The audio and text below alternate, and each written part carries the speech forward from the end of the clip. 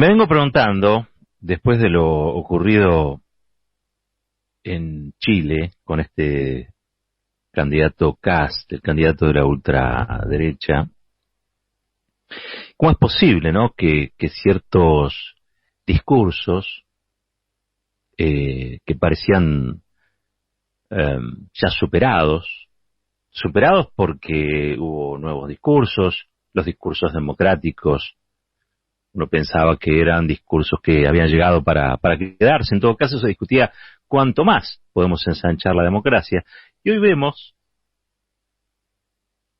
que en verdad surgen liderazgos que cuestionan los cimientos mismos de esa democracia.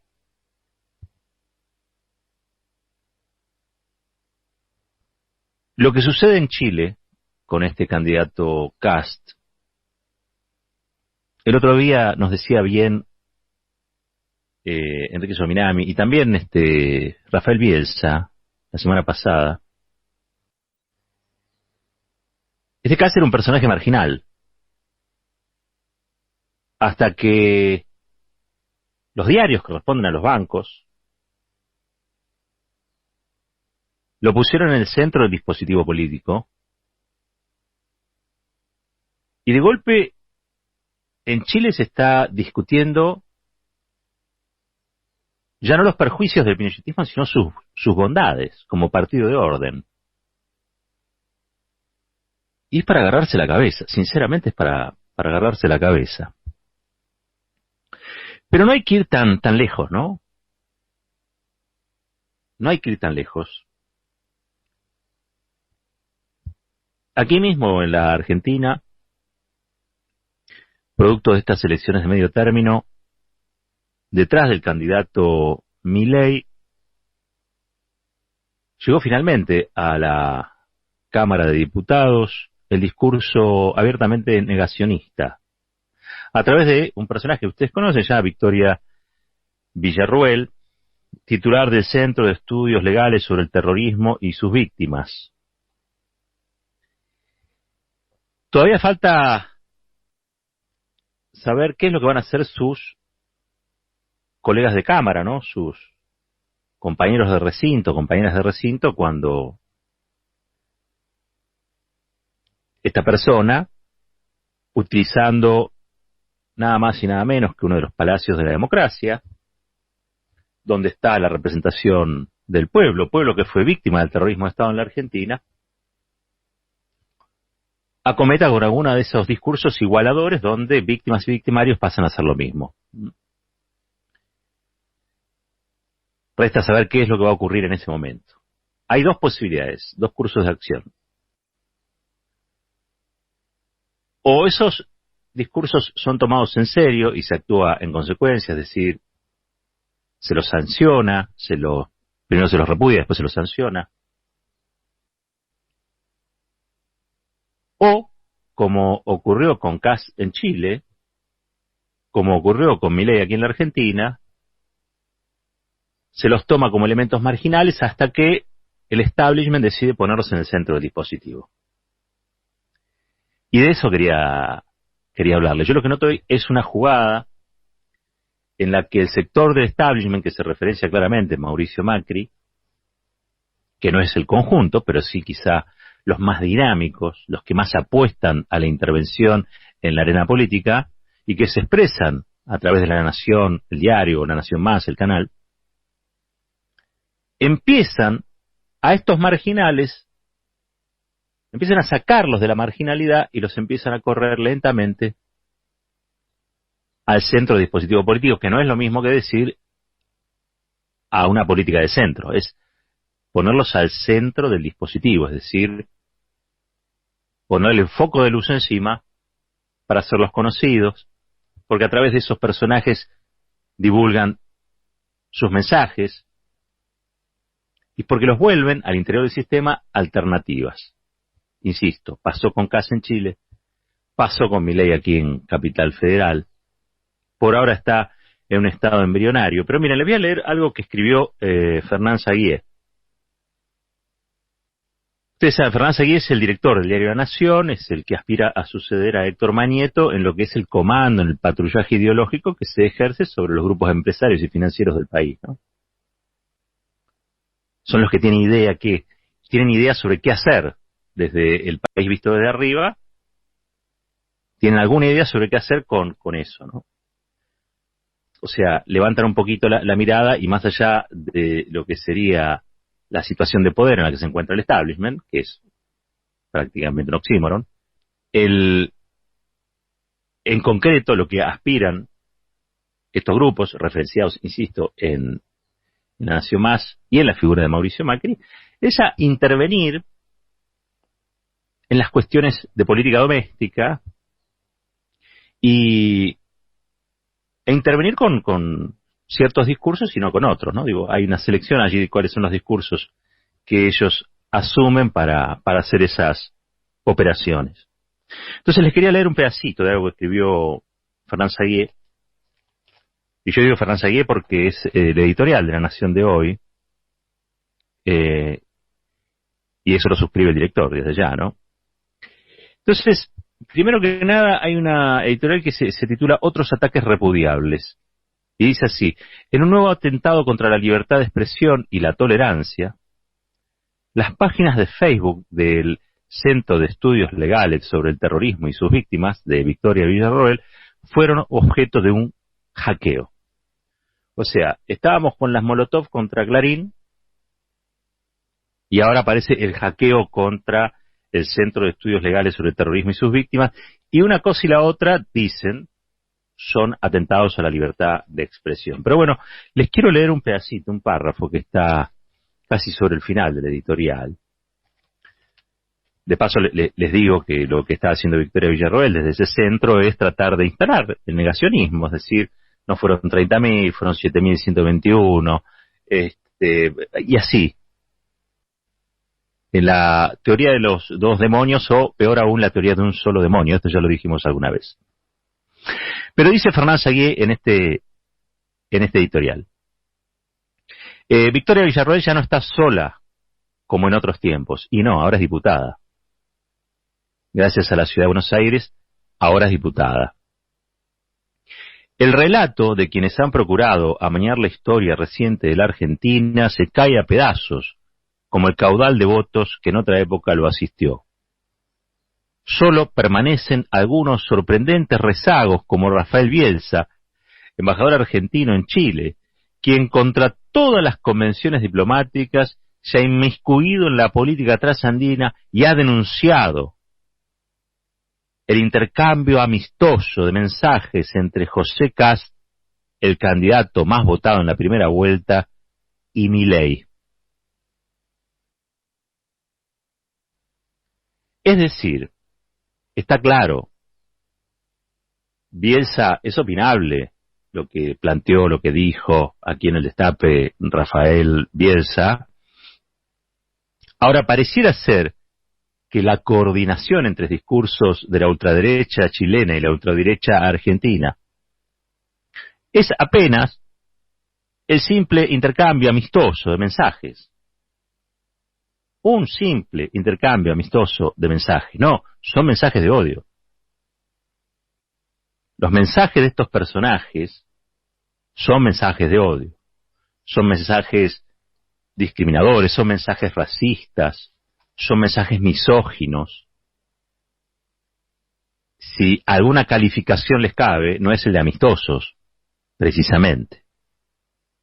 Ahora, fíjense ustedes cómo, en lo que es el frente editorial de un diario, y de un diario muy tradicional de la Argentina, cómo lentamente son introducidos en el dispositivo político. Han logrado que Victoria Villarroel, como antes lo pérfido, con su discurso negacionista, estén dentro de los parámetros del sistema político, cosa que a mí me puede irritar, y creo que a mucha gente también, a muchos y a muchas de los que están escuchando, seguramente irrita. Pero lo cierto es que lo han logrado, una vez más lo han logrado. Y es ahí donde yo me entro a preocupar, porque lo que veo es la lenta construcción de una posibilidad siniestra, ¿no? Y es el retorno a lo oscuro, el retorno a lo siniestro que ya hemos vivido, el retorno a lo horroroso. Y me da la impresión de que aquellos que le bajan el precio a estos asuntos, que no los contemplan en el análisis político más general, son verdaderamente temerarios, ¿no? Porque en Chile hay un personaje que reivindica a Pinochet. ¿A cuánto estamos de que se reivindique a Videla en nuestra Cámara de Diputados? No lo sé, quizá no ocurra. Pero sospecho de que vamos en tránsito a un escenario de esas características. Y me va a decir, no, pero el pacto democrático en Argentina es robusto. Las movilizaciones por los derechos humanos, la gran movilización por el 2x1, marcan un límite que no es posible de atravesar por ninguna fuerza oscura, reaccionaria o asesino o criminal como esta. Probablemente. Es una manera de verlo. También hay que decir que el intento por horadar ese pacto civilizatorio es permanente. Y que aquellos que promueven su deterioro tienen recursos que parecen infinitos. Y lo que pareciera haber ahora es un contexto global y regional habilitante, donde incluso aquellos que reivindican a genocidas son los que ocupan los primeros planos denunciando a los gobiernos de Nicaragua, denunciando a los gobiernos de Cuba, a los gobiernos de Venezuela, como si fueran dictaduras. El otro día yo creo que lo comenté aquí, pero el titular de Vox, el presidente del partido Vox, de la ultraderecha española, estaba en una misa por Franco, por el generalísimo Franco, por el dictador Franco. Y a la salida criticaba a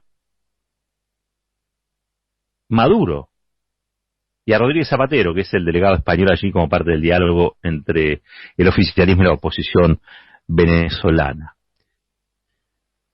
En Venezuela había una dictadura. El mismo día que se estaba llevando adelante una elección, ¿se entiende? Había una elección y el señor que salía de una misa en homenaje a Franco decía que eso era una dictadura. ¿Y Franco qué era entonces? Entonces, esto ya creo que tiene un costado muy desfachatado desde ya, pero el problema de Milei no es que esté despeinado, no es que sea payasesco o que participe de la parte, si se quiere, cómica de la política. Es que empieza a constituir una parte del discurso político. No es el personaje, es lo que el personaje dice. Porque en todo caso, el personaje es una manera de hacer visible, de darle vida a un discurso. Y esos discursos no tienen nada de democráticos. Por el contrario, son más bien lo contrario. Y digo, son antidemocráticos, pero se valen de las libertades de la democracia para ponerlos a girar. Claro, si nuestra historia no fuera tan trágica, ¿no? Si nosotros no tuviéramos el peso de los dolores que atravesamos como sociedad para llegar a construir esta democracia, uno diría, no hay riesgo. Pero como lo hemos vivido, no podemos decir que no hay riesgo, porque sabemos que esto es como esa piedra que empieza a girar y desata después el alud, ¿no? Es como que nosotros no podemos subestimar la presencia de estos discursos al interior de los discursos de el sistema democrático, porque son su negación, concretamente son su negación. Yo vengo observando también cómo a partir de el fenómeno de la estigmatización del pueblo mapuche, se viene construyendo una especie de nuevo enemigo interno que anida en la Patagonia, al que, por obra y gracia de la sinonimia, se está pretendiendo identificar con el terrorismo. Decir mapuche es como decir terrorista, ¿no? Claro, esto es gravísimo, porque los mapuches son un pueblo preexistente, es un pueblo originario, y son tan argentinos y tan argentinas como cualquiera de los que haya nacido en otro lugar del país, esté o no en la Patagonia, o sea también descendiente o no de pueblos originarios o de cualquier otro lugar. Entonces, si nosotros dejamos que avance esta demonización, vamos a terminar convalidando la existencia de un enemigo interno. Miren, Patricia Bullrich, que no para,